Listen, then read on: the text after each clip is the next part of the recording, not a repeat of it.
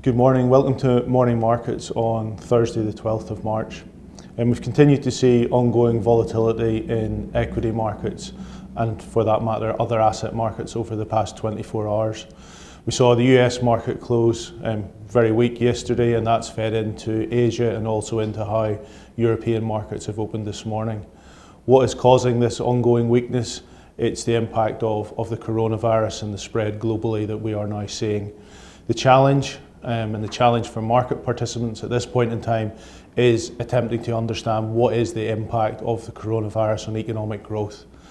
At this point in time, that is unknown, and that is why we're seeing the volatility, because market participants are struggling with that conundrum effectively. What is the impact on global growth? How significant is it? And how long is the impact on global growth? What can we say? We can say that yes, there will be a negative impact from this. We just don't know the magnitude at this point in time. So I think that's the starting point. That's what we do know. What action are we seeing being taken? We've talked on these videos a couple of times about the need for a fiscal response from various governments around the globe, and that to be in a coordinated manner. What we have seen and what we saw yesterday and we discussed from the MPC was a very significant fiscal response, which then again was supported by the Chancellor in terms of the budget yesterday. So support to the UK economy and coordinated between the central bank and the government. What we're not seeing as yet in other markets is that level of coordination. And for me, that is why the US market in particular is behaving in the way it is at this moment.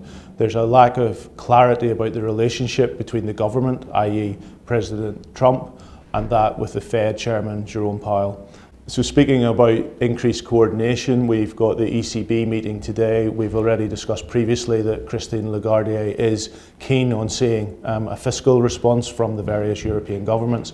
That's something that we'll look for later on this morning, and we'll be able to update you on that tomorrow. I think the other important thing to add at this point in time is that we're constantly engaging with our sub-advisors to understand how they are thinking about markets and what their response to the ongoing situation is.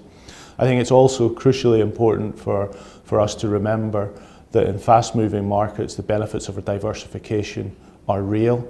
And whilst we will see headlines of significant equity market falls, what we're not hearing on the other side of that is how sovereign bond markets have performed.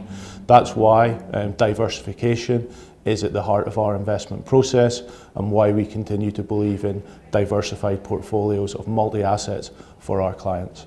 Thanks for watching.